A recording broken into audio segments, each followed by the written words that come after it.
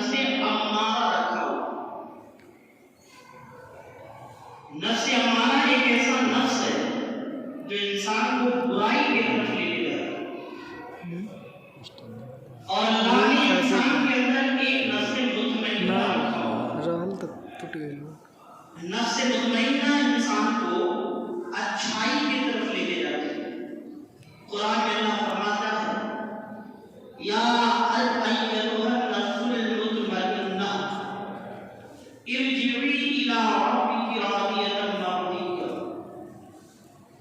कि है नफ्से मुतमइन्ना इरजिई इला रब्बिका रादियतन मर्दिया, लौट जा अपने रब की तरफ इस हाल में कि तू अल्लाह से राजी है।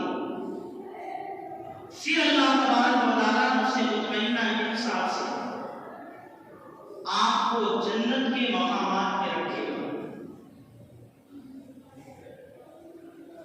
और एक बात आप याद रखें, खुदा की जन्नत इतनी सस्ती नहीं है कि हम किसी भी महफिल में जन्नत का लिबास पहने। हमने बात, जन्नत का रास्ता इतना मुश्किल है, हर कदम पर आप पहनते हैं। अल्लाह के नबी फरमाते हैं, अल दुनिया सिजुन लिल मोमिन, दुनिया मोमिन के लिए कैद खाना। कैद खाने में ना आराम से हमें खाना मैसर आता, ना हम आराम के साथ कैद खाने में जिंदगी गुजार सकते हैं। जब अल्लाह ने दुनिया को मोमिन के लिए कैद खाना बनाया, फिर इतनी आसानी से हम अपनी जिंदगी कैसे गुजारेंगे? हमें हर मोड़ पर इम्तिहान देना, हर कदम पर हमें इम्तिहान देना। जिंदगी एक मोमिन का इम्तिहान ही है। सहाबा की जिंदगी रही हो, ताबईन की जिंदगी रही हो, तबे ताबईन की जिंदगी रही हो, ये सारे लोग हर कदम पर इस्लाम के लिए इम्तिहान हैं। हत्ता कि नबी आखिर-उज़्ज़मान सल्लल्लाहु अलैहि वसल्लम के पीठ पर खेलने वाले जो हुजूर के बेटे थे, हजरत इमाम हसन, हजरत इमाम हुसैन, नबी के गोद के परवरदार, रिश्ते में नवासा थे, लेकिन आका ने फरमाया कि दोनों मेरे बेटे हैं, मुतबन्ना मुंह बोला बेटा। जब नबी के गोद में खेलने वाले हजरत इमाम हुसैन को अपनी जिंदगी में इम्तिहान देना पड़ा, तो हम और आप क्या है कि हमें और आपको इम्तिहान नहीं लेना। हर कदम पर हमारे लिए इस्लाम की तरफ से इम्तिहान है। अगर हम जिंदगी को आसान समझते हैं कि हमारी जिंदगी यूं ही गुजर गई और हम बड़े आसानी के साथ अपनी जिंदगी गुजार ली, तो हम गफलत की एक तवीज़ चादर ओढ़ करके फसाने की दुनिया में जिंदगी गुजार रहे हैं। जिंदगी नाम ही है इम्तिहान। और एक बात आप और सुन लें, अगर आप पैदा हुए, जिंदगी आपको मिली, तो ये जिंदगी कभी आपको हंसाएगी और कभी आपको रुलाएगी। कोई एक नबी की मुझे जिंदगी दिखा दो, पूरी क़िससुल अंबिया पढ़ा लो, कुरान के अलहम्दुलिल्लाह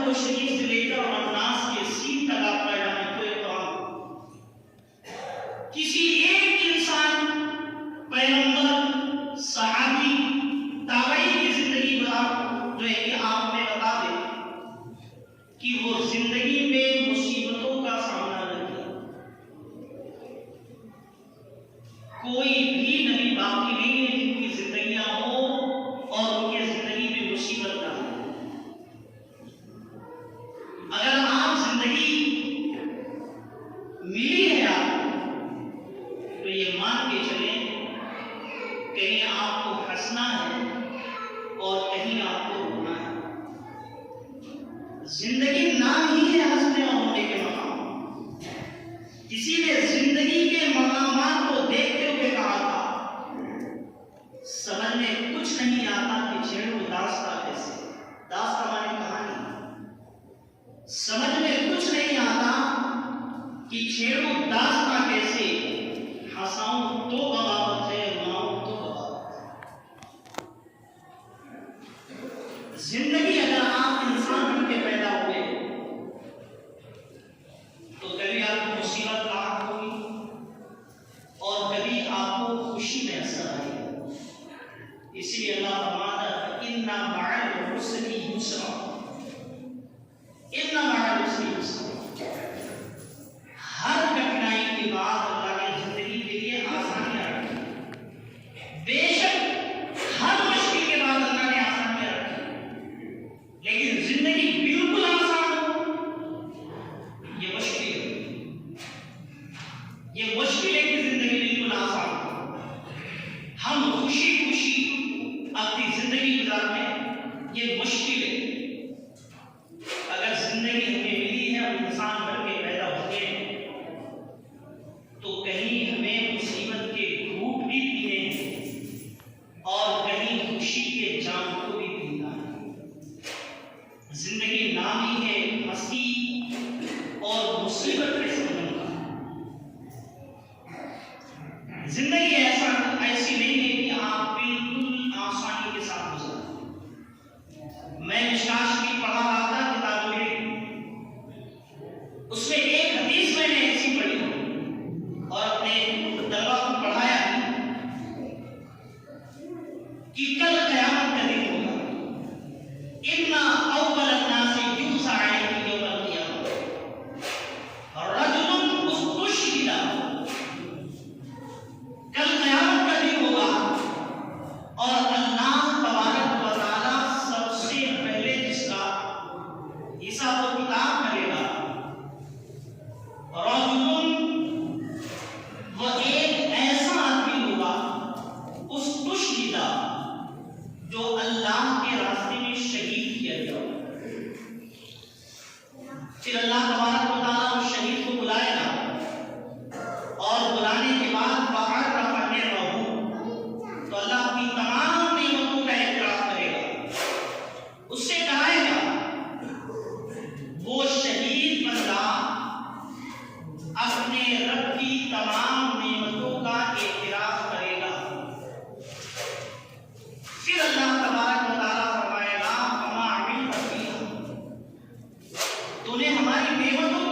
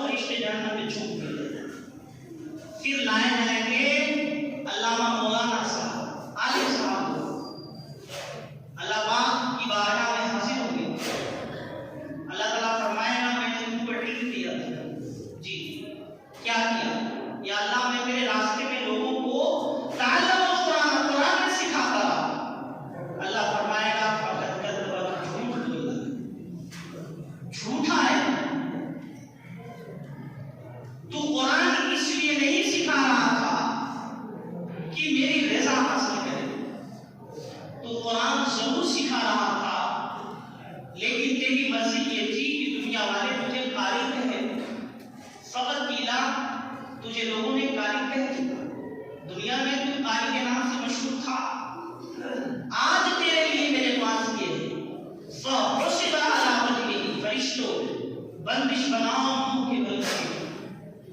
फरिश्ते उस कारी कुरान को, आलिम दीन को बंदिश बनाएंगे और चेहरे के बल घसीटेंगे। कब तक घसीटेंगे? हत्ता उल्किया फिन्नार, यहाँ तक कि अल्लाह उन्हें हुक्म देगा अब इन्हें जहन्नम में डालो। फरिश्ते उसे जहन्नम में डालेंगे। एक शहीद भी जहन्नम में, एक आलिम, एक कारी भी जहन्नम में, और तीसरे नंबर पर आएंगे वह राज ने अल्लाह ने माल दौलत अता किया। हर किस्म के माल दौलत को अल्लाह ने अता किया, वो अल्लाह की बारगाह में पेश किया जाएगा। अल्लाह अपनी तमाम नेमतें उसके सामने पेश करेगा, इतराफ कराएगा। वो इतराफ भी करेगा, हाँ हमको सारी नेमतें मिली थी। फिर अल्लाह फरमाएगा फमा अमिल रफिया, उन नेमतों से मेरे लिए क्या है? वो कहेगा या अल्लाह मैं तेरे नाम पर लोगों को देता रहा, लुटाता रहा, सब कुछ करता रहा तेरे नाम पर। अल्लाह फरमाएगा तू झूठ बोल रहा है, मैंने तुम्हें माल दिया था, तू खर्च कर रहा था, लेकिन मर्जी ये नहीं थी कि तू मुझे राजी कर दे। तेरी मर्जी तो ये थी लोग तुझे सखी कहें, फकत कीला लोग तुम्हें दुनिया में सखी कह चुके, लोग दुनिया में तुम्हें दाता सखी कह चुके। आज मेरे पास तेरे लिए है फरिश्तों बंदिश करो और चेहरे के बल घसीटो। फरिश्ते उसे बेड़ियां पहनाएंगे और उसे जो है कि घसीटेंगे चेहरे के बल। हत्ता उल्किया फिन्नार, यहाँ तक कि उसे अल्लाह कहेगा कि जहन्नम में डाल दो। ये हदीस एक चौंकाने वाली हदीस है कि एक आलिम भी जहन्नम में, एक शहीद भी जहन्नम में और एक मालदार भी जहन्नम में। वजह क्या है? वजह सिर्फ ये है कि जिंदगी को बड़ी आसान समझ के गुजार रहा था, खुदा के नाम पर उतारा था, मगर उसके दिल में यह था कि लोग मुझे देने वाला है। कुरान सिखाता था लेकिन तमन्ना ये थी कि लोग मुझे गाली कहें। अल्लाह की बारगाह अल्लाह के लिए लड़ता रहा, मगर तमन्ना ये थी कि लोग मुझे बहादुर कहें। सिर्फ दुनिया की जिंदगी को आसान समझ के दुनिया के सामने रिया और दिखावा करके वो अपनी आखिरत को बर्बाद करे। मिशकात शरीफ जिल्द अव्वल बाबो किताबें पढ़ी, चौथी या पांचवी हदीस है। ये हदीस हमें इस बात की दर्श देती है कि जिंदगी के अय्याम हमारे एक एक तरफ पर चले हैं। हम जो भी करें खालिस करें वजहिल्लाह, अल्लाह को राजी करने के लिए और अल्लाह को मनाने के लिए करें। अल्लाह तबारक व तआला अगर मान गया और अल्लाह राजी हो गया तो सारे काम हमारे बनेंगे, वरना मुश्किलात आएंगी। आज जिंदगी में थोड़ी सी मुश्किल का सामना करें, मौलाना साहब पीर साहब को ढूंढ रहे ताबीज बनाने के लिए, बचो इन सब चीजों से। मैं नहीं कहता कि ये सारी चीजें हराम है या गलत है, लेकिन मैं इतना जरूर कहता हूँ एक बंदे के पास कोई अथॉरिटी नहीं है कि वो आपकी जिंदगी की मुसीबतों को टाल दे। एक बंदे के पास इतनी ताकत नहीं है कि आपकी जिंदगी को आसान कर दे। खुदा अगर आपको आजमाइश में रखा है तो मुझे ये कोई यकीन नहीं है कागज का टुकड़ा आज खुदा की आजमाइश से आपको बचा दे। अगर जिंदगी है तो कभी मुसीबत है और कभी खुशी और गम का संगम, और इस खुशी और गम के संगम को आप सिर्फ खुदा को राजी करके आसान कर सकते हैं। खुदा के अलावा जमीन पर कोई नहीं है जो रब चाहे और उसके खिलाफ को कोई काम कर। इसलिए गुजारिश है कि आप जो कुछ